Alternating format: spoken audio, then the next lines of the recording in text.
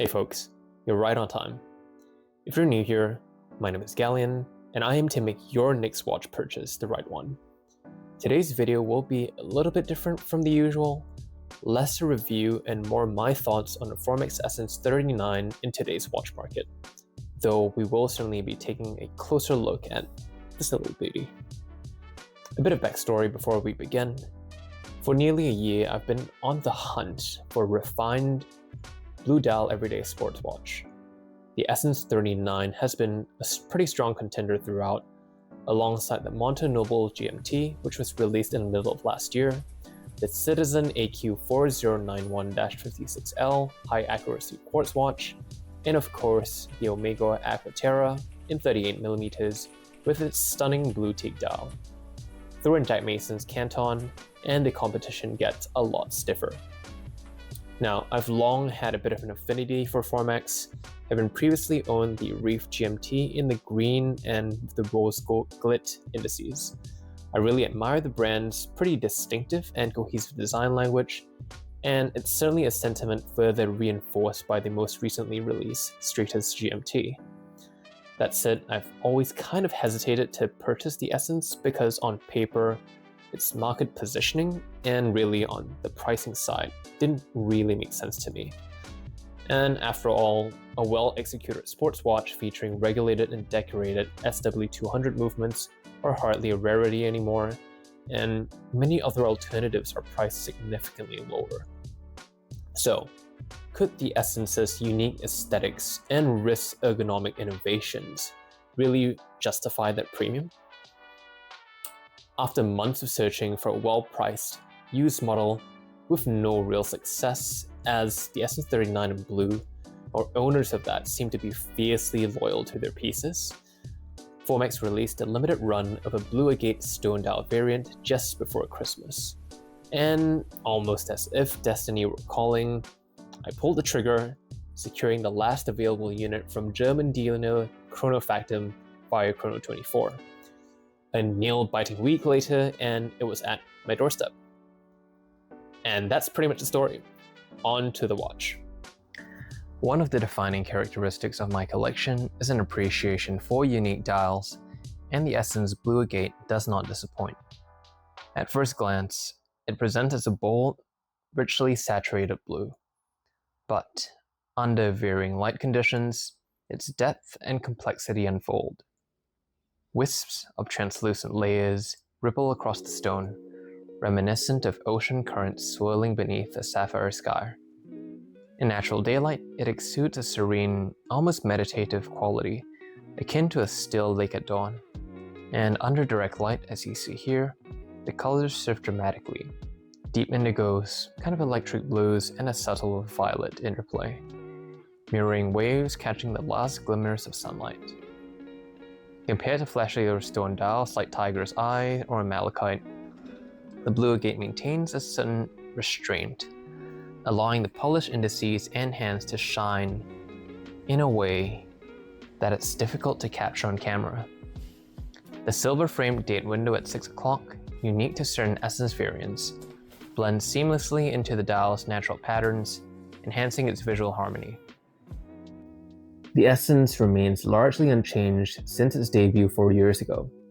A 39mm case, excluding the crown, 10mm in height, including a flat sapphire crystal with anti-reflective treatment, and a 45mm lug-to-lug with 20mm lug width. The exhibition caseback showcases the chronometer-certified Sellita SW200-1 with its 41-hour power reserve, adorned with a skeletonized Formex rendered rotor, as well as some nice decoration and custom blue screws. The watch head itself weighs just 64 grams. Case construction primarily features satin brush surfaces with polished chamfers and bezel, though the real differentiator is Formex's patented case suspension system. Designed to enhance shock absorption and wrist comfort, the system has been extensively covered elsewhere, so I won't rehash it here. But if you're curious, I've included links in the description below. The 4 screws on the bezel, integral to the system, also contribute to the watch's aesthetic, evoking the exposed screws seen in legendary Gerald Genta's designs. I've opted for the proprietary brushed steel bracelet with a quick release, double deployment clasp, featuring an easy adjust mechanism and screw pins for effortless resizing. Having loved Formex's bracelet on the Reef GMT, I had no hesitation here, and it delivers exactly as expected. The fit is excellent on my 6.3-inch wrist, with minimal tapering and superb balance, ensuring no awkward overhang. Its sleek profile and curved case design allows it to slip easily under any cuff. Simply put, the wearing experience is just outstanding. Now on the Lume, the Swiss Super Luminova is evenly applied across the indices and hands, featuring a bright blue glow when needed, but lacks endurance compared to some competitors. Now, having worn the Essence extensively over the past week, I can confidently say it meets all my criteria for a blue dialed sports watch. It's definitely got the presence, the refinement, and a certain charm to it. But despite my enthusiasm, I'm still hesitating to give it an unequivocal recommendation for new collectors or those seeking the best value in this category. While the Essence is a beautifully executed watch, it has seen little innovation since its introduction almost 5 years ago. While maintaining a proven design isn't inherently problematic, heritage brands like Zinn have thrived on this philosophy after all. The issue lies in the rapidly evolving microbrand and independent watch space. The trend towards premiumization has reshaped expectations, with microbrands moving upmarket and delivering greater value. Jack Mason's Canton and Pursuit Pilot models have introduced upgraded movements and Lumicat styles, while Zellos continues to impress with its Skyraider series, featuring titanium cases and skeletonized dials at competitive price points. Even Formex's direct competitors have stepped up. Christopher Ward's new Aeolian series has raised the bar for entry-level sports watches with a broad array of case materials and dial options, while Monta has upgraded the Triumph with a superior movement, a longer power reserve, and an improved bracelet. Now, the post-COVID watch market has matured significantly, with many collectors moving beyond hype-driven purchases. And in this landscape, a strong bracelet and case suspension system alone may no longer justify the premium Formex once commanded. So what improvements do I think the Essence actually requires to stay competitive and relevant?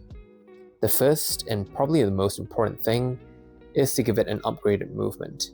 Perhaps the Sellita SW300 or Le Jour Parade G100 would provide the Essence with a longer power reserve of at least 56 hours, which is really convenient if you rotate between multiple watches through the week like I do. No one likes to have to keep winding watches all the time.